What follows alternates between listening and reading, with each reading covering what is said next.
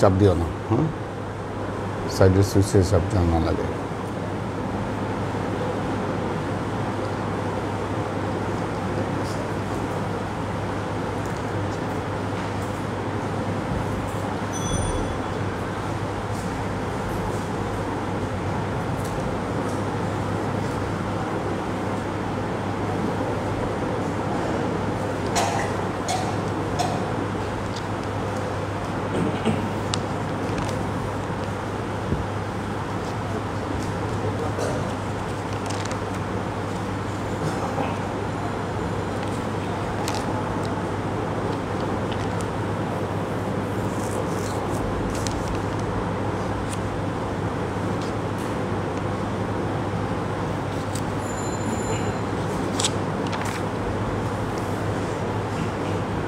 أعوذ بالله من الشيطان الرجيم بسم الله الرحمن الرحيم والنجم إذا هوى ما ضل صاحبكم وما غوى وما ينطق عن الهوى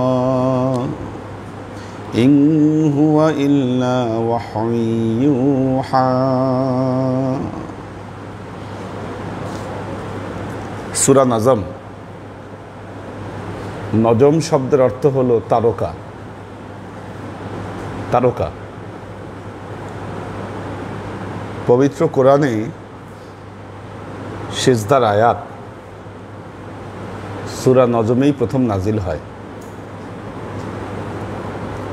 আল্লাহ নবী এক মাহফিলে আলোচনা করছিলেন, এই সময় সেজদার আয়াতটি নাজিল হয় সূরা নজমের।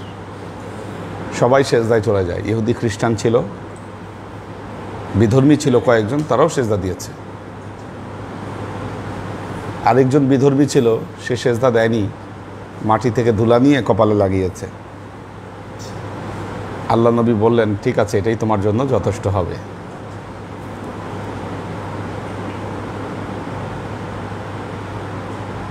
তো এই দিক থেকে এই সূরার একটি গুরুত্ব রয়েছে।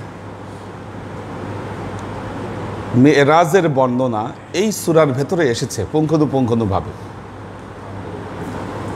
মেরাজের বর্ণনা, আপনারা জানেন কোরআনের বর্ণনাগুলো বিস্তারিত নয়, ইশারা ভিত্তিক বর্ণনা। ওই ইশারা থেকে বহু কথা খুঁজে নেওয়া যায়। কেন আল্লাহ করেছেন? খুব মাপা কথা কোরআনে বলেছেন। এর কারণ হলো পৃথিবীতে যেন কেউ কোনোদিন কোরআনের কোনো আয়াতকে চ্যালেঞ্জ করতে না পারে। কোরআনের প্রতিটি কথা সেরকম মাপা। তো মেরাজের পরিপূর্ণ বর্ণনা এই সূরা নজমের ভেতরে আল্লাহ বর্ণনা করেছেন। প্রথম আয়াতি আল্লাহ বলেছেন ওয়ান নাজমি ইযা হাওয়া। ওয়াও শব্দটি কসমের অর্থে আসে। আল্লাহ পবিত্র কোরআনে কসম করেছেন, অনেক কিছুর কসম করেছেন। ওয়াশ-শামসি ওয়া দুহাহা ওয়াল আসরি ইন্নাল ইনসানা লাফি খুসর ওয়াদ-দুহা ওয়াল লাইলি ইযা সাজা। এইভাবে পবিত্র কোরআনে অসংখ্য কসম করেছেন আল্লাহ। কেন? আল্লাহর তো কসম করার দরকার ছিল না। কেন আল্লাহ কসম করেছেন? মানব জাতিকে সতর্ক করবার জন্য, তাকিদ দেবার জন্য, আল্লাহর কথাকে যেন তারা বিশ্বাস করে, সেজন্য আল্লাহ এই কসমগুলো কোরআনে করেছেন। তো এই আয়াতে আল্লাহ বলছেন ওয়াং নাজমি ইযা হাওয়া, ওই তারকার কসম যখন সেই তারকা বিলীন হয়ে যায়। ইযা হাওয়া, ওই তারকার কসম যখন সেই তারকা বিলীন হয়ে যায়।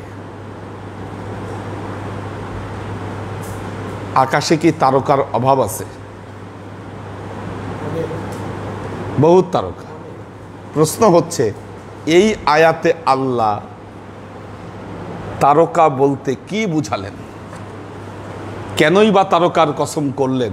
এই তারকা মানে কি, আকাশের কোন তারকাকে আসলে বুঝিয়েছেন। এখানে একটা বিষয় হলো, ইজা হাওয়া, যখন সেই তারকা আবার কি হয়, বিলীন হয়ে যায়।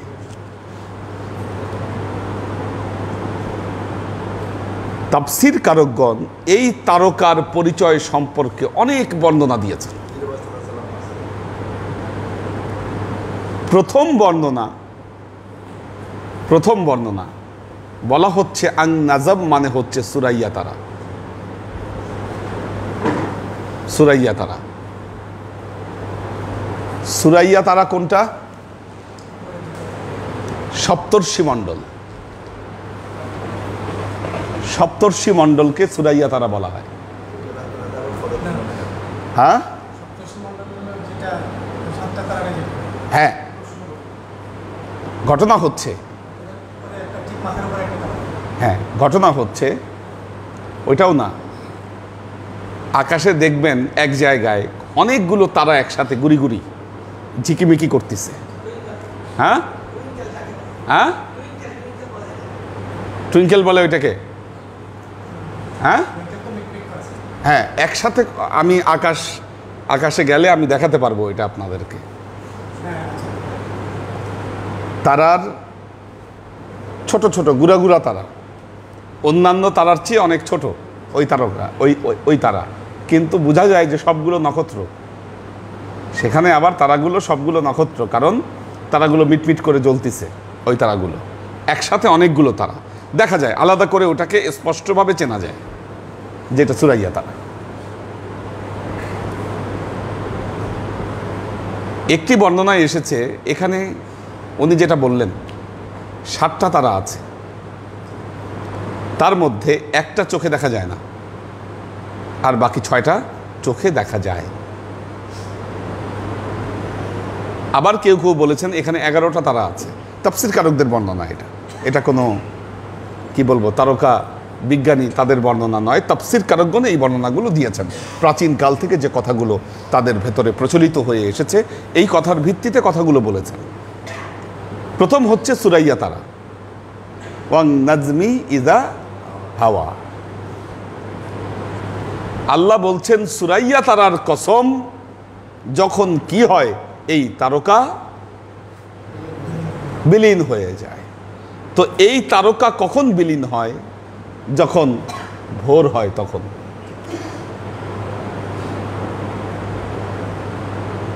যখন ভোর হয়ে আসে, সুবহে সাদিকের আলো যখন ফোটে। একটা জিনিস খেয়াল করবেন, এখন রাতেবেলায় আকাশ কালো, রাতেবেলায় আকাশ কালো, 3টার পরে একটা সময় হঠাৎ আকাশ সাদা হয়ে যায়, ওইটাকে সুবহে কাজেব বলে। ওই সাদা হওয়ার পর আকাশ আবার অন্ধকার হয়ে যায়, তারপর আবার সুবহে সাদেকের সময়ে আকাশ আবারও ফর্সা হয়। তো যখন সুবহে সাদেক শুরু হয়, সর্বপ্রথম এই সুরাইয়া তারা ডুবে যায়। তার মানে আল্লাহ এইখানে নাজম দ্বারা একটা সময়ের প্রতি নির্দেশ করেছেন। নাজমি ইজা হাওয়া, ওই তারকার কসম, তারকা যখন ডুবে যায়, অর্থাৎ যখন ভোর হলো, ওই সময় কি ঘটলো?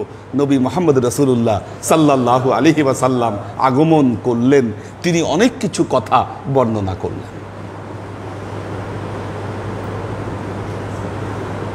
দ্বিতীয় বর্ণনা, দ্বিতীয় কৌল, এখানে নজম দ্বারা জোহরা তারার কথা বলা হয়েছে। জোহরা তারা, এটা গেল সুরাইয়া। দ্বিতীয় আসলো জোহরা তারা। জোহরা তারা কি? প্রাচীন আরবরা এই তারার ইবাদত বন্দেগী করত।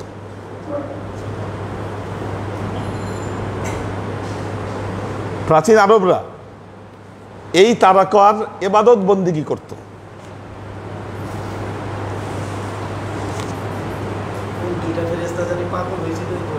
হারুত মারুত, হ্যাঁ।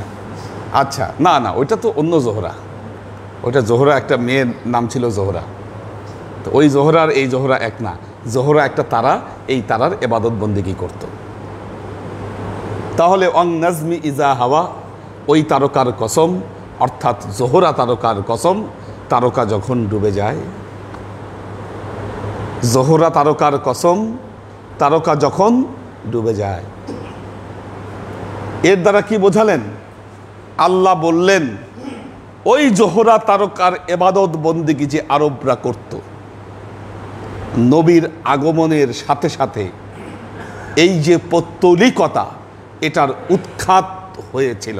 আপনারা জানেন আল্লাহর নবী যেদিন জন্মগ্রহণ করে বাইতুল্লাহের 360টা প্রতিমা ভেঙে পড়ে গিয়েছিল। জারেস্টারিয়ান যারা অগ্নি পূজা করত এবং তারা তাদের কাবার ভেতরে হাজার হাজার বছর ধরে আগুন জ্বালিয়ে রেখেছিল, আল্লাহর নবীর যখন জন্ম হয় ওই আগুন নিভে যায়। ওই আগুন নিভে যায়। তখন তারা সবাই ভয় পেয়ে গিয়েছিল, কি হলো, এত বছরের জ্বালিয়ে রাখা আগুন কেন নিভে গেল? তার মানে কিছু একটা ঘটতে যাচ্ছে, কিছু একটা ঘটতে যাচ্ছে।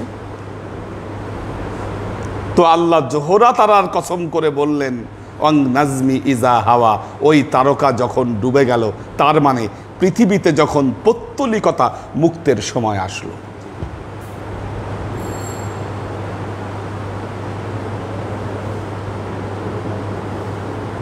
আরেক বর্ণনায় এসেছে আন নাজম, এর দ্বারা কোরআনকে বলা হয়েছে আল কোরআন।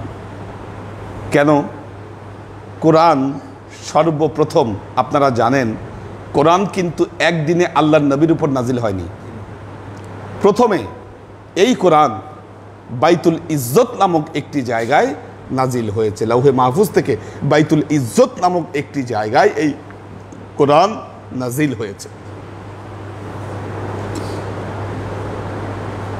বাইতুল ইজ্জত নামে কোরআন যখন নাজিল হয় বাইতুল ইজ্জতে, তখন এই কোরআনটা দেখতে একটা তারার মতো ছিল। মানুষ এটা রহস্য কিছু বুঝতে পারেনি, কিন্তু এতটুকু দেখতে পেরেছে ফেরেশতারা যে লাউহে মাহফুজ থেকে তারার মতো একটা কিছু কি হলো, বাইতুল ইজ্জতে এসে পড়ল। সেখান থেকে যখন আল্লাহর নবীর উপর ওহী আসা শুরু করলো, কি তার মানে কি, তারা ওখান থেকে কি হলো, নিচে পড়া শুরু করলো, ডুবে গেল। অর্থাৎ আল্লাহ বোঝালেন মেরাজের ঘটনা আল্লাহর নবীর উপর ওহী আসার পরেই ঘটেছিল। অং নাজমি ইজা হাওয়া, অর্থাৎ যখন নবীর উপর কোরআন নাজিল হলো।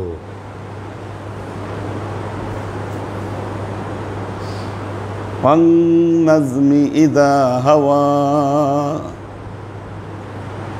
তাফসিরে কুরতুবির মধ্যে বলা হচ্ছে এখানে নাজম দ্বারা মুহাম্মদ মুস্তাফা সাল্লাল্লাহু আলাইহি ওয়াসাল্লামকে বোঝানো হচ্ছে। তাহলে আল্লাহর নবীকে বোঝালে কিভাবে অর্থ হয়? ওয়ান নাজমি ইযা হাওয়া, ওই তারকার কসম যেই তারকা মিলিয়ে গেল। অর্থাৎ এই পৃথিবী থেকে, আকাশ থেকে যখন এই তারকা মুহাম্মদ মুস্তাফা সাল্লাল্লাহু আলাইহি ওয়াসাল্লাম মিলিয়ে গেলেন, হারিয়ে গেলেন। কোথায় হারিয়ে গেলেন? আকাশের জগতে। কি আকাশের জগতে যখন আল্লাহর নবী হারিয়ে গেলেন, পৃথিবীতে আর খুঁজে পাওয়া যাচ্ছে না আল্লাহর নবীকে। এই অর্থ যদি ধরা হয়, তার মানে মেরাজ যে সশরীরে ঘটেছিল, তার এই শব্দের দ্বারা সেটি প্রমাণিত হয়ে যাচ্ছে। অং নাজমি ইজা হাওয়া, ওই তারকার কসম, ওই তারকা যখন মিলিয়ে গেল, ওই তারকা যখন গায়েব হয়ে গেল। এরপর আল্লাহ বলছেন মা দাল্লা সাহিবুকুম ওয়া মা গাওয়া। মা দাল্লা সাহিবুকুম, তোমাদের সাহেব মুহাম্মদ মুস্তাফা সাল্লাল্লাহু আলাইহি ওয়াসাল্লাম, মা দাল্লা, তিনি পথভ্রষ্ট হননি। অমা গাওয়া,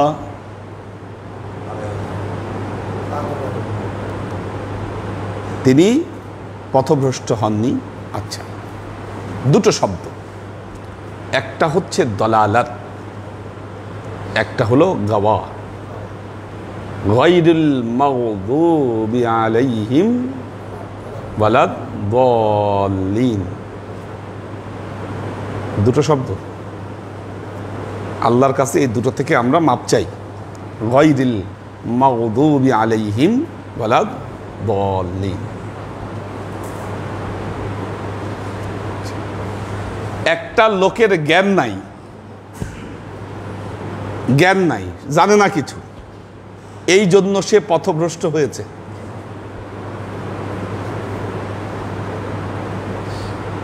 ওইটাকে বলা হয় দলালাত। আবার একজনের জ্ঞান থাকা সত্ত্বেও পথভ্রষ্ট হয়েছে, সে হচ্ছে গাওয়া। কি জ্ঞান থাকা সত্ত্বেও পথভ্রষ্ট হয়? জ্ঞান থাকা সত্ত্বেও পথভ্রষ্ট হয়। সবাই তো আলেম দাবি করে নিজেকে, সব আলেম কি মানুষকে হেদায়েত দিতে পারে? একটা জিনিস দেখবেন, যারা জেহাদের নামে মানুষ হত্যা করে তারাও বলে আমরা কোরআন অনুযায়ী বিচার করছি। মাওলানা রুমি বলেছেন, মধু আর মৌমাছি দুটোই ফুলে বসে। মৌমাছি ফুলের রস নিয়ে মধু বানায়, আর ভ্রমরা বলছে ভ্রমরা আর মৌমাছি দুটোই ফুলে বসে, একই ফুলে বসে। মৌমাছি ফুলের রস নিয়ে মধু বানায়, আর ভ্রমরা কি করে?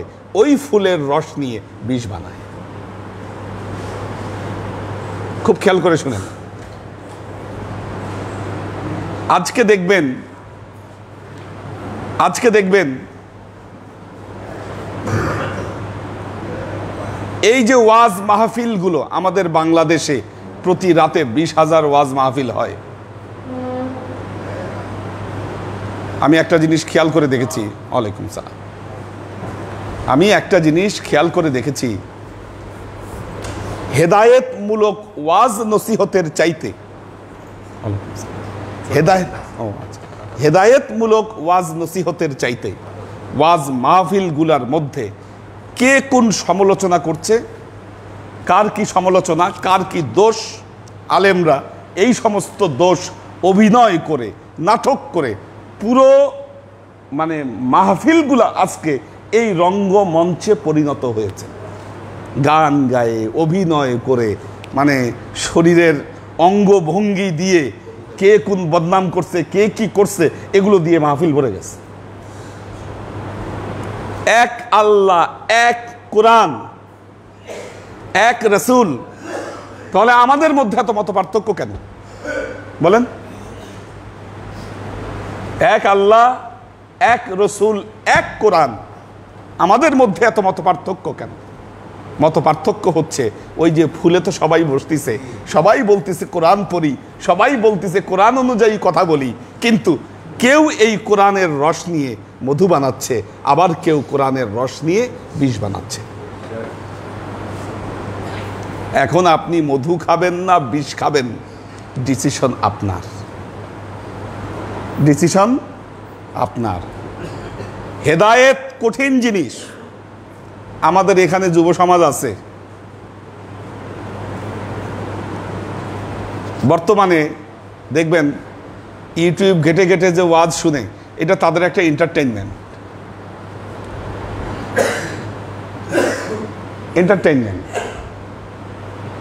খেয়াল করে দেখবেন ওই সমস্ত ভিডিওগুলোর ভিউ বেশি যেগুলো ফানি, বিতর্কতামূলক, যেগুলো বিতর্কপূর্ণ, কি এই সমস্ত ভিডিওগুলোর ভিউ বেশি হচ্ছে, কারণ এটা হচ্ছে এন্টারটেইনমেন্ট। আচ্ছা, আপনি যদি এন্টারটেইনমেন্টের জন্য বক্তব্য শুনেন, ওখান থেকে হেদায়েত আশা করতে পারেন? ইম্পসিবল ব্যাপার, সম্ভব না। দ্বিতীয়ত আজকে এক আলেমের বক্তব্য শুনেন, কালকে আরেক আলেমের বক্তব্য শুনেন, কি সকালে একটা শুনেন, রাতে আরেকটা শুনেন, বিকালে আরেকটা শুনেন, দিন শেষে আপনার চিন্তা অনুযায়ী ডিসিশন নেন, আচ্ছা কোনটাকে গ্রহণ করা যায়। তার মানে কি আপনি কোন পথে চলবেন ওই ডিসিশন আপনি নিজেই নিচ্ছেন কি? তাহলে আপনি যে হাদি ধরেছেন, আপনি যে বয়াত পড়েছেন, আপনি বলছেন আপনার একজন মুর্শিদ আছে, আপনার মুর্শিদ থাকলো কই? আপনি তো আপনার নিজের মুর্শিদ হয়েছেন কি? নিজের মুর্শিদ হয়েছেন আপনি। কাজেই কেউ জ্ঞান থাকতে পথভ্রষ্ট হয়, আর কেউ জ্ঞান না থাকার কারণে পথভ্রষ্ট হয়। বাংলাদেশের বড় বড় বুদ্ধিজীবী জ্ঞানী তো সবাই তো জ্ঞানী। নাস্তিকদের সাথে আস্তিকদের কিছু টক শোতে এই বিষয়গুলো আমাদের কাছে স্পষ্ট হয়েছে, তারা কি ভাবেন, কি চিন্তা করেন। ডক্টর জাফরুল্লাহ তো জ্ঞানী মানুষ, কি পড়াশোনা করছে তো জীবনে অনেক, এত বড় একটা প্রতিষ্ঠান গড়ে তুলেছে। এত পড়াশোনা করে তিনি যেই সমস্ত বিশ্বাস ভেতরে ধারণ করেন, কি যেই সমস্ত বিশ্বাস ভেতরে ধারণ করেন, ওনার জ্ঞান কি ওনাকে পথ দেখাতে পেরেছে? তার মানে কি উনি গাওয়া হয়েছেন, গাওয়া। মা দল্লা সাহেবুকুম আমা গাওয়া, আল্লাহ সার্টিফিকেট দিয়ে দিলেন তোমাদের সাহেব তিনি পথভ্রষ্টও হন নাই, তিনি বাংলা কি বলা যায় আরেকটার, একটা পথভ্রষ্ট, বিভ্রান্ত হন নাই। তিনি পথভ্রষ্ট বা তিনি বিভ্রান্ত হন নাই। কেউ জ্ঞান থাকার কারণে যারা পথ হারায় তারা বিভ্রান্ত, আর জ্ঞান না থাকার কারণে যারা পথ হারায় তারা পথভ্রষ্ট। জ্ঞান আছে কিন্তু বিভ্রান্তি আছে ভেতরে, বিভ্রান্তি ভেতরে আছে। একটা জিনিস মনে রাখবেন, বিভ্রান্তি দিয়ে আপনি লক্ষ্যে পৌঁছাতে পারবেন না।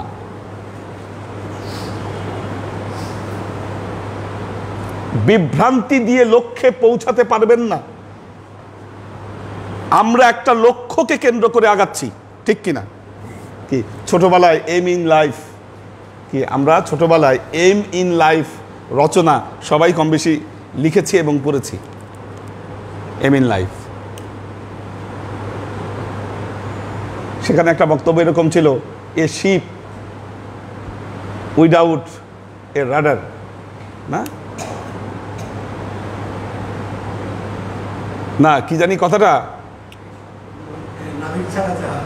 হ্যাঁ মানে কথাটা হলো এম ছাড়া জীবন নাবিক ছাড়া জাহাজের মতো, এম ছাড়া জীবন নাবিক ছাড়া জাহাজের মতো। এখন কোশ্চেন হচ্ছে, আপনি ইসলাম পালন করছেন, আপনি ধর্ম পালন করছেন, আপনার আসলে এইম আছে কিনা, কোনো গোল আছে কিনা? যদি অ্যান্সার হয় না হুজুর আমার তো কোনো গোল নাই, আমি জানি না কি আমি কোন লক্ষ্যে পৌঁছাতে চাই, আপনার লক্ষ্য যদি স্থির না হয়, যার লক্ষ্যই স্থির নাই, ওই লোকটার কি পরিণতি আপনি চিন্তা করেন।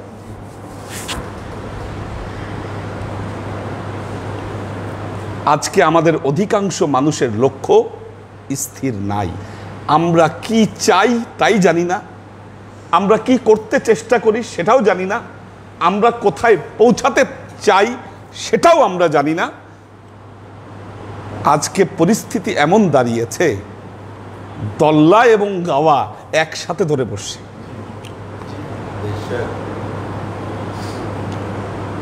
দালালাত এবং গাওয়া এ দুটো একসাথে আমাদেরকে আচ্ছন্ন করেছে। লক্ষ্য কোথায় আপনার? আপনার লক্ষ্য তো স্থির করতে হবে। লক্ষ্য স্থির থাকলে আপনি একটা জায়গায় পৌঁছাতে পারবেন। একটা জিনিস দেখবেন, যে ব্যক্তি নির্দিষ্ট একটা দর্শন ভেতরে ধারণ করেন, একটা নির্দিষ্ট দর্শন ধারণ করেন, ঠিক আছে এটা হয়তো নেগেটিভ বা পজিটিভ কিছু একটা হবে, কিন্তু যিনি যেই দর্শন, একজন সালেক, ধরুন উদাহরণ দেই, একজন সালেক তিনি তার নিজের ভেতরে একটি দর্শনকে পোষণ করছেন, একটি দর্শনকে তিনি নিষ্ঠার সাথে পালন করছেন। এখন যদি তার দর্শন যদি সঠিক না হয়, ধরুন তার দর্শন সঠিক নয়, হয়তো তার ইমাম যিনি তিনি তাকে বিভ্রান্ত করেছেন, বা তার ইমামের বিভ্রান্তির কারণে তিনি বিভ্রান্তিকর মতামত নিজের ভেতরে ধারণ করেছেন, তিনি যদি নিষ্ঠার সাথে সেটাকে পালন করেন, দায় কিন্তু ইমামের হবে, তার হবে না, তার হবে না। আচ্ছা, মুস্তাহিদ যদি ভুল করেন, এটি মনে রাখবেন, মুস্তাহিদ যদি ভুল করেন, মুস্তাহিদ যদি ভুল করেন, তারপরেও তার ইস্তেহাদের জন্য সওয়াবের অধিকারী হবেন ভুল হলেও। উদাহরণ, ইমাম আবু হানিফা রহমতুল্লাহ আলাই, তিনি একবার এই মাসালা দিয়েছিলেন, এই রায় তিনি দিয়েছিলেন, কেউ যদি নামাজে ফার্সি ভাষায় কোরআনের অনুবাদগুলো পড়ে তাহলে তার নামাজ হবে।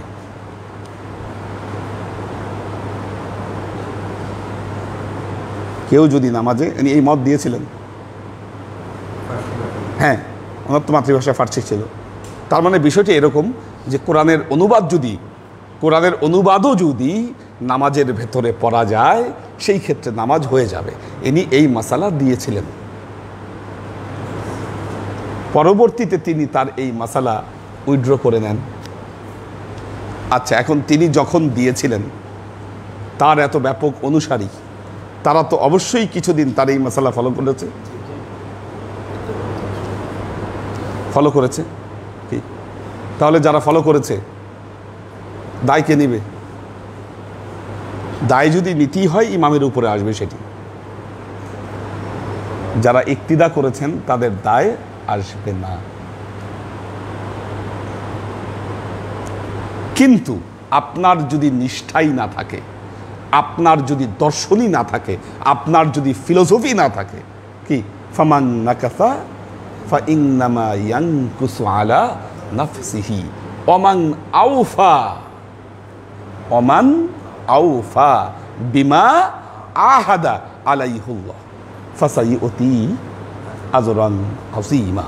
আল্লাহ বলছেন, যে ব্যক্তি ত্রুটি বিচ্যুতি করবে সে তার নিজের উপরেই ত্রুটি বিচ্যুতি করলো, আর যে তার এই শর্তগুলোকে পূরণ করবে আল্লাহ তাকে অপরিসীম সাজা দান করবেন।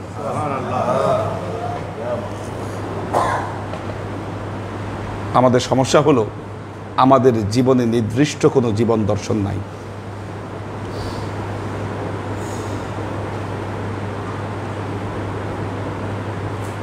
আমরা নির্দিষ্ট কোনো জীবন দর্শন ধারণ করি না, আর এই ধারণ করি না বলেই আজকের যে সমাজ, মানুষ লক্ষ্যচ্যুত হচ্ছে।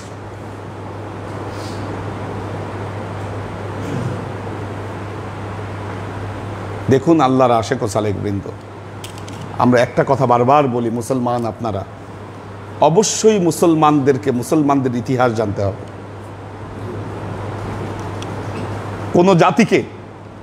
কোনো জাতিকে যদি ধ্বংস করে দিতে চান, প্রথমেই সেই জাতির ইতিহাস তাদেরকে ভুলিয়ে দিতে হবে। এটা হচ্ছে প্রথম কাজ। আপনি ইতিহাস ভুলিয়ে দিলে তার ভেতরে আর কিচ্ছু থাকবে না।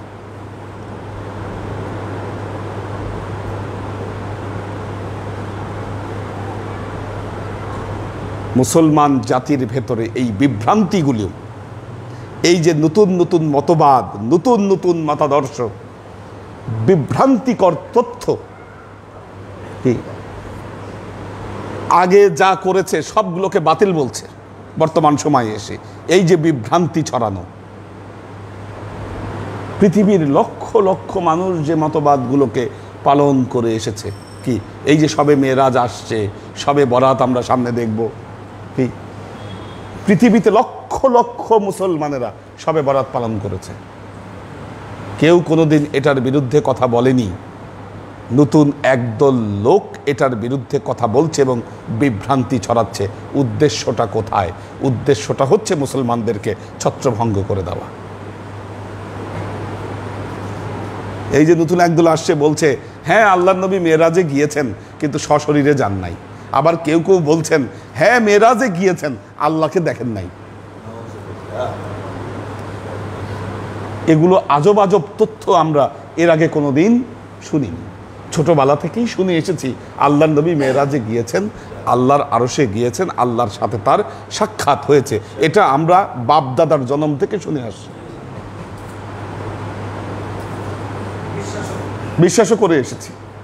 আজকের দিনে আপনি নতুন থিওরি দিচ্ছেন, না না আল্লাহর নবী যায়নি মেরাজে, আল্লাহর আরশে যায়নি, এটা ভুল কথা। কেন? হাদিসে বর্ণনা নেই। আরে মেরাজ সম্পর্কে হাদিস আসছে কয়টা, আর কতটুকুই বা বর্ণনা এসেছে? যেখানে কোরআনে আমরা বর্ণনা পাচ্ছি সেখানে হাদিসের বর্ণনা আমাদের দরকার নাই। তারপর মা আয়েশার হাদিসের রেফারেন্স দেয়া হয় যে মেরাজ ঘটেছে হিজরতের আগে, আর মা আয়েশার সাথে আল্লাহর নবীর বিবাহ হয়েছে হিজরতের পরে। কাজেই এই মেরাজের ক্ষেত্রে মা আয়েশার হাদিস গ্রহণযোগ্য হবে না।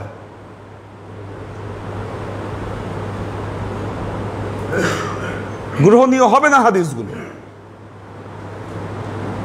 আল্লাহর আশেক ও সালেক বৃন্দ, দেখেন আল্লাহর নবী মেরাজের বর্ণনা এমনভাবে দিয়েছেন যেই বর্ণনার কারণে মানুষের মনে সংশয় তৈরি হয়েছে। মানুষের মনে সংশয় তৈরি হয়েছে। মানুষ মনে করছেন নিশ্চয়ই নবীর কোনো সমস্যা হয়েছে। নাউজুবিল্লাহ। কি?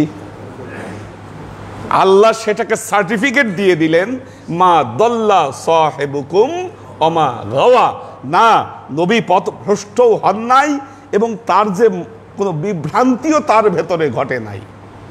এখন আল্লাহর নবী যদি বলতেন না আমি স্বপ্ন যোগে মেরাজে গিয়েছি, নিশ্চয়ই নবী এমন কথা বলেছেন যেই কথার জন্য সবার মনে সংশয় তৈরি হয়েছে। কি?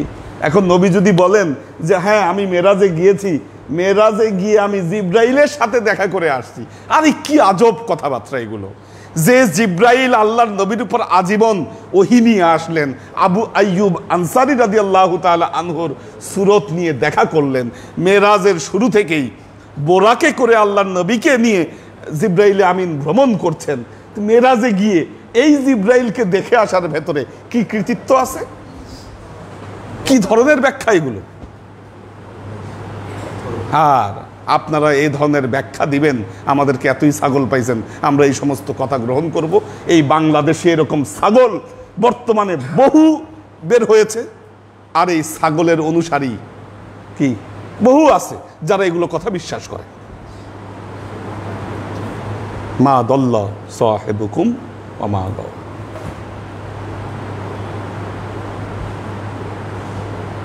আল্লাহর আশিক ও সালেক বৃন্দ, মারেফত বুঝতে গেলে মেরাজ বুঝতে হবে। একটি কথা বারবার বলছি, মারেফত বুঝতে গেলে মেরাজ বুঝতে হবে। মেরাজের দিন আরো বিস্তারিত আলোচনা আসব।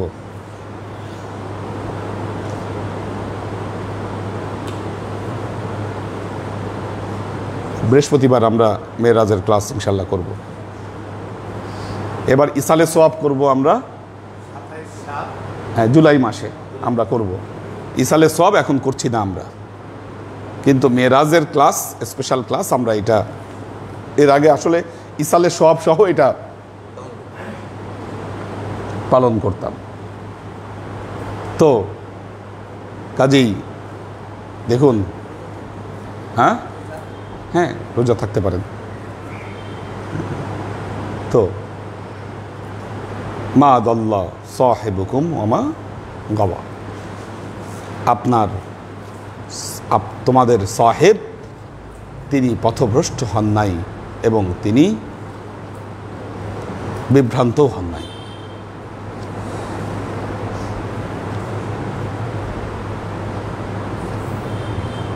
মেরাজ সম্পর্কে সবাই চোখ খুলেন, কারো কারো চোখ বন্ধ হয়ে আসছে, চোখ খুলেন।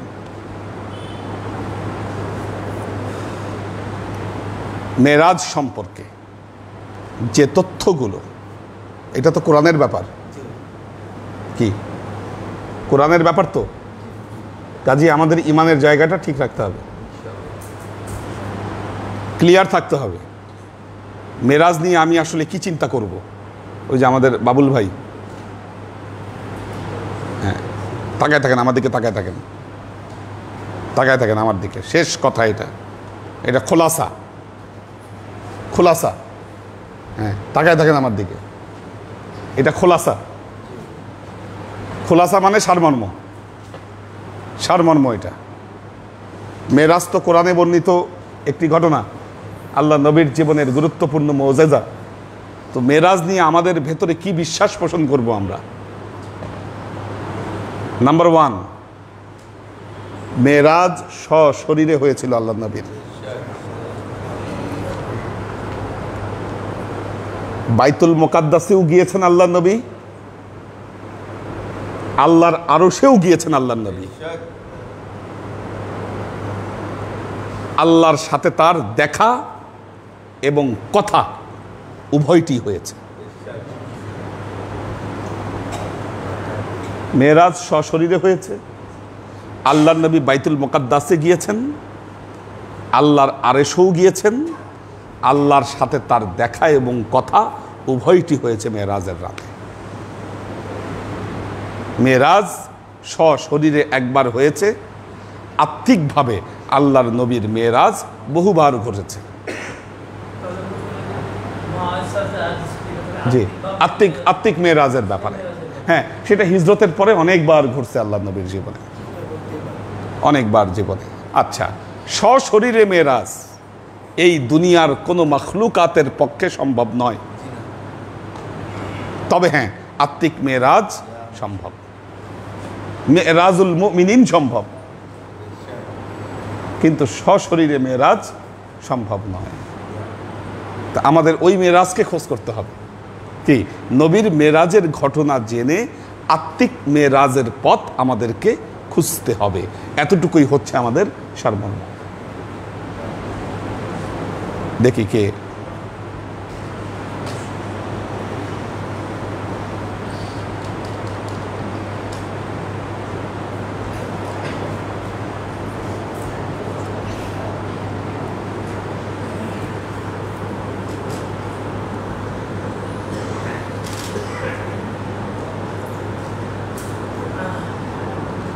রাহিমা আক্তার, আমরিন শরীফ, দেলোয়ার হোসেন, ওয়াসিম খান, শোয়েব খান, শাকেরা আফজারা, আনোয়ারা শরীফ, ওমর শরীফ, মাহফুজুল হক উজ্জ্বল,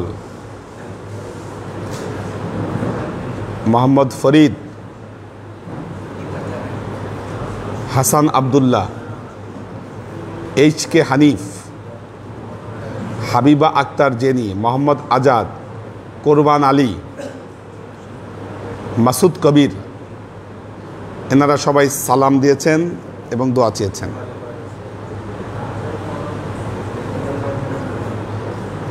এহসান সুলতানা, লুনা তাবাসসুম লুবনা, ফেরদৌসি নাহার আউয়াল, পপিয়ারা জামান সুমি, মাকসুদ আনাম, এইচ.কে নক, সাজ্জাদ রহমান, এনারাও সালাম জানিয়েছেন, দোয়া চেয়েছেন।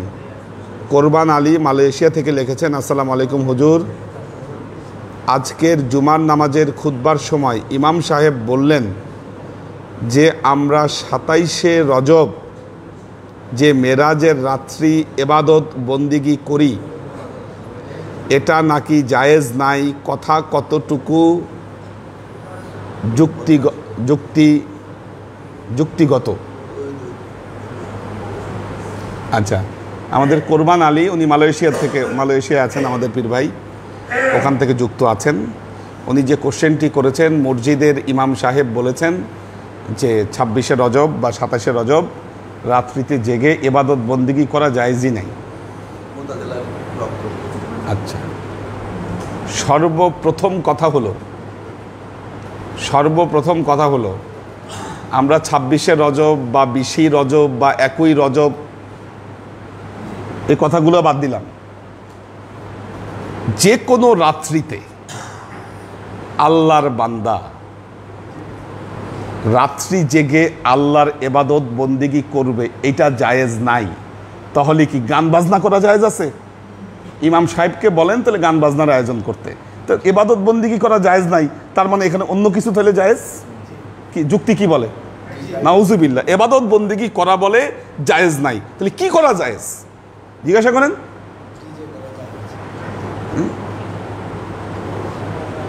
আপনি বন্দিগি করতে আসলে জায়েজ না জায়েজের ফতোয়া দেন, রাত্রি জেগে মানুষ যখন হই হুল্লোড় করে তখন তো জায়েজ না জায়েজের ফতোয়া দেন না, মুখে কুলু পাঠায় বসে থাকেন।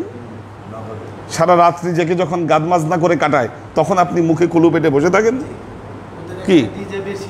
তখন তো জায়েজ না জায়েজের কথা আপনি নিয়ে আসেন না। আর এবাদত বন্দেগী করতে গেলে আপনি জায়েজ না জায়েজের ফতোয়া নিয়ে আসতেছেন। আমাদের অধপতন কোন পর্যায়ে গিয়েছে। বাদ দিলাম 27শে রজবের কথা, যে কোনো রাত আল্লাহর বান্দা রাত জেগে এবাদত বন্দেগী করবে, এটা বলেন নাজায়েজ, অপদার্থ কতখানি। আচ্ছা, এবার আসি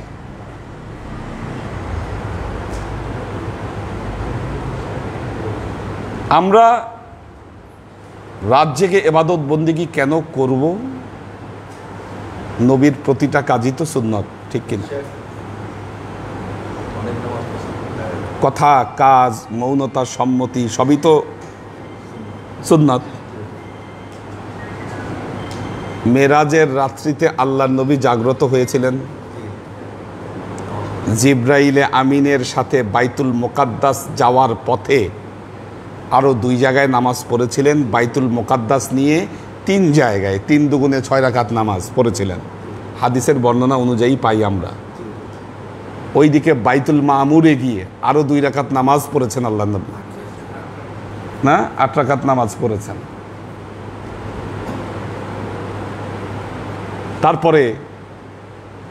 তারপরে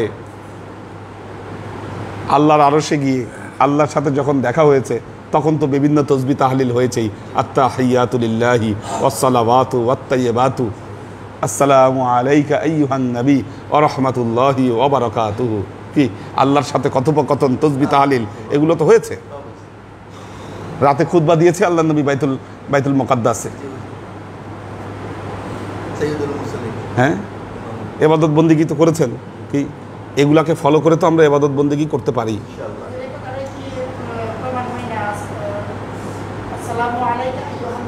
হ্যাঁ হ্যাঁ, অবশ্যই অবশ্যই অবশ্যই, এটাও একটা বড় যুক্তি, এটাও একটা যুক্তি। তো এই যে মেরাজের রাত্রিতে এখন 27শে রজব নিয়ে অ্যালার্জিটা কেন? 27শে রজব নিয়ে অ্যালার্জি? আচ্ছা, অ্যালার্জি তো না, এটা আসলে ইহুদি খ্রিস্টানদের একটা ষড়যন্ত্র।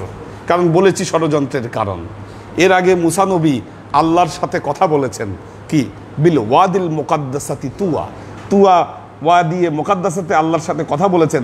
এটা ইহুদিদের অনেক গর্বের কারণ। দেখবেন কথায় কথায় তারা বলে মুসা কালিমুল্লাহ, কাল্লাম আল্লাহ মুসা তাকলিমা, বিশাল গর্বের ব্যাপার।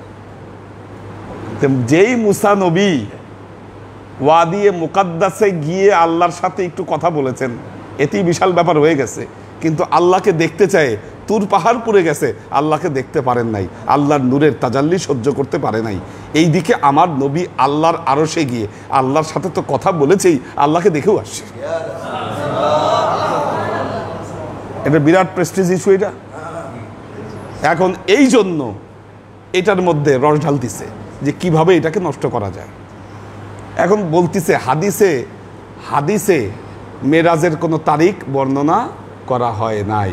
আরে হাদিস তো থিওলজির কিতাব, হাদিসে অন্যান্য ঘটনার কোনো তারিখ কিভাবে আসছে? আপনি ইতিহাস খুঁজেন, কি নির্ভরযোগ্য ইতিহাস অনুযায়ী জানা যায় এই মেরাজ 27শে রজবে ঘটেছিল। আচ্ছা, যদি নাও ঘটে, বুঝলাম আপনার কথা অনুযায়ী 27শে রজব ঘটে নাই, আমাদের দিন পালনের দরকার নাই, আমরা দিবস পালন করতে পারি। আমরা চাইলে আজকেও সারা রাত জাগতে পারি। কি রজব মাস তো এমনি পবিত্র মাস, কি আশারুল হারামের মধ্যে আমরা ইচ্ছা করলে আজকেও রজবকে কেন্দ্র করে আমরা রাত্রি জাগরণ করতে পারি, দিবসটাকে আমরা পালন করতে পারি। কাজে এগুলো সূক্ষ্মভাবে মানুষের ভেতরে বিভ্রান্তি ঢুকিয়ে দেওয়া এবং মুসলিম উম্মাকে দ্বিধা বিভক্ত করে ফেলার একটা ষড়যন্ত্র মাত্র।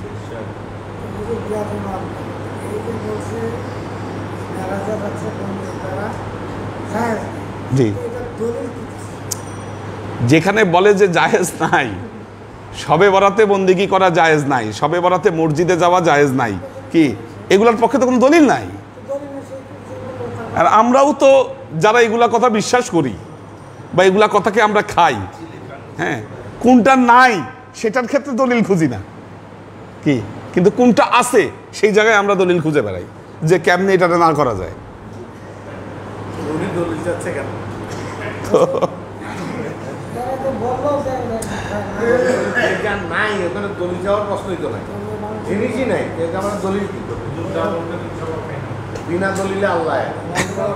তো আমাদের নাজিমুদ্দিন ভাইয়ের ফ্যামিলি আছেন, জয়নাল আবেদিন কায়েস, নুসরাত রুনা, সঞ্জিদা রেজা,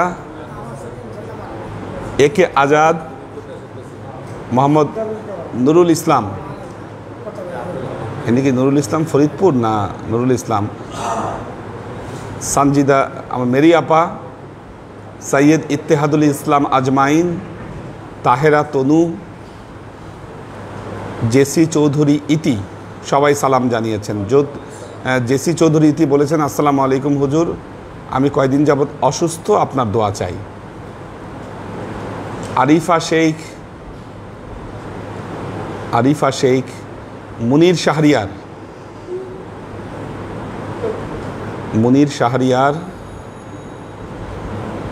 ফেরদৌসি নাহার আউয়াল। আচ্ছা, ফেরদৌসি নাহার আউয়াল বলেছেন, হুজুর রোজা থাকতে হবে কবে কবে? আচ্ছা, মেরাজের রোজা এটা বাধ্যবাধকতা নয়, তবে রজব মাসে রোজা চাইলে রাখতে পারেন। যেমন শবে বরাতের রোজার ব্যাপারে হাদিস এসেছে, সুমু ইয়াওমাহা ওয়া কুমু লাইলাহা, এটার ব্যাপারে এরকম হাদিস আসে নাই, তবে নফল রোজা রাখতেই পারেন। আর রাখলে যদি 26শে রজব যদি জাগা হয় তাহলে রাখতে হবে আর কি, বৃহস্পতি শুক্র দুদিন রাখতে পারেন, অথবা চাইলে শনিবারও রাখতে পারেন।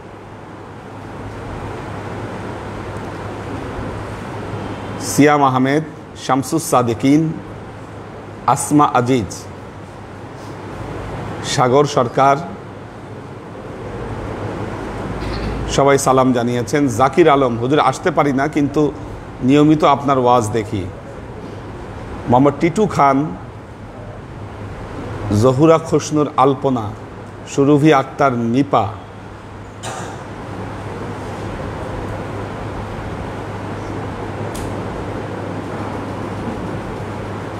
সবাই সালাম জানিয়েছেন। মোহাম্মদ আব্দুল হোসাইন পারভেজ, মোহাম্মদী তায়েবা সালাম জানিয়েছেন। তো আল্লাহ আমাদেরকে কবুল করুন, আমরা যেন আমাদের বিভ্রান্তিগুলোকে দূরভূত করে বিশ্বাসের জায়গাটা ঠিক রাখতে পারি। মেরাজ কিন্তু গুরুত্বপূর্ণ বিষয়। দেখেন একটা জিনিস,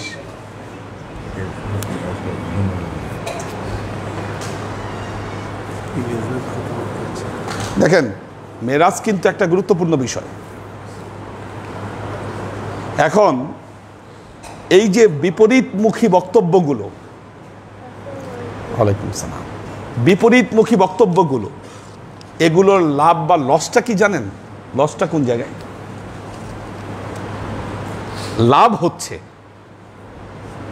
যাদের ঈমান শক্ত, তাদের কাছে বিষয়গুলো কংক্রিট হয়ে যায়, একেবারে ক্লিয়ার হয়ে যায়। আর যাদের ঈমান দুর্বল, তারা চিন্তা করে, আচ্ছা ওই হুজুর কইলো ইবাদত বন্দেগী নাই, করা নাই, আবার এই হুজুর বলতেছে করা লাগে, আচ্ছা এত কষ্ট করে করি কি আসলে কোনো ফায়দা পাবো কি পাবো না? দেখেন জায়গাটা কি হলো, ঈমানের জায়গাটা দুর্বল হয়ে গেল, বিভ্রান্তি চলে আসলো ভেতরে, সন্দেহ চলে আসলো। এটা হচ্ছে লস। সব কিছু নষ্ট করে দেওয়ার জন্য এটাই যথেষ্ট। কি দৃঢ় বিশ্বাস নিয়ে আল্লাহর কাছে হাত তুলে দেখেন, দোয়া করে দেখেন, আল্লাহ দোয়া কবুল করে ফেলবেন। কিন্তু যখন বিশ্বাসের ভিত যখন দুর্বল থাকে, কি দোয়াও দেখবেন কবুল হয় না। বাস্তবতা এখানে। আল্লাহুম্মা আমিন। আল্লাহুম্মা সাল্লি আলা মুহাম্মাদিন ওয়া আলা আলি মুহাম্মাদিন কামা সাল্লাইতা আলা ইব্রাহিম ওয়া আলা আলি ইব্রাহিম ইন্নাকা হামিদুম মাজিদ। আল্লাহুম্মা বারিক আলা মুহাম্মাদিন ওয়া আলা আলি মুহাম্মাদিন কামা বারাকতা আলা ইব্রাহিম ওয়া আলা আলি ইব্রাহিম ইন্নাকা হামিদুম মাজিদ। রব্বানা ظلمنا أنفسنا وإن لم تغفر لنا وترحمنا لنكونن من الخاسرين. ربنا آتنا في الدنيا حسنة وفي الآخرة حسنة وقنا عذاب النار. ربنا لا تزغ قلوبنا بعد إذ هديتنا وهب لنا من لدنك رحمة إنك أنت الوهاب. اللهم إنك عفو تحب العفو فاعف عني يا غفور الرحيم الودود. اللهم نور قلوبنا بنور الإيمان ونور قلوبنا بنور الإسلام ونور قلوبنا بنور الإحسان وزين أخلاقنا بنور محمد صلى الله عليه وسلم. اللهم إنا نسألك علما نافعا رزقا واسعا عملا مقبولا شفاء من كل داء قلبا خاشعا ذهنا ذاكرا إيمانا كاملا توبة قبل الموت راحة عند الموت ونجاة بعد الموت. اللهم إنا نسألك رحمتك في كل درجة فلاح في كل أمر ونعوذ بك من الشرك والشك والنفاق والبدعة ومن كل وسوسة الشيطان. يا الله يا رحمن يا مان, আমরা এতক্ষণ তোমার দরবারে যে সমস্ত আমলকে উপস্থাপন করলাম ত্রুটিমুক্তভাবে, এই আমলগুলোকে তুমি আমাদের তরফ থেকে কবুল করে নাও। তুমি আমলের যাজা আমাদের প্রিয় নবী হযরত মুহাম্মদ মুস্তাফা সাল্লাল্লাহু আলাইহি ওয়াসাল্লামের কাছে পৌঁছে দাও। আল্লাহ, আমাদের নবীর পরিবারবর্গের কাছে তুমি এর যাজাকে পৌঁছে দাও। এই দুনিয়ার সমস্ত আম্বিয়ায়ে কেরাম, সাহাবায়ে কেরাম, তাবেঈন, তাবেঈন, ওয়ালি আউলিয়া, গাউস, কুতুব, আমাদের মা বাবা, ভাই বোন, আত্মীয় স্বজন, এই দরবার থেকে যত পীর ভাই বোন চলে গেছে সবার রূহে আল্লাহ তুমি এর যাজাকে পৌঁছে দাও। তুমি তোমার হাবিবের ওসিলায় আমাদের সবাইকে কবুল ক্ষমা করে দাও।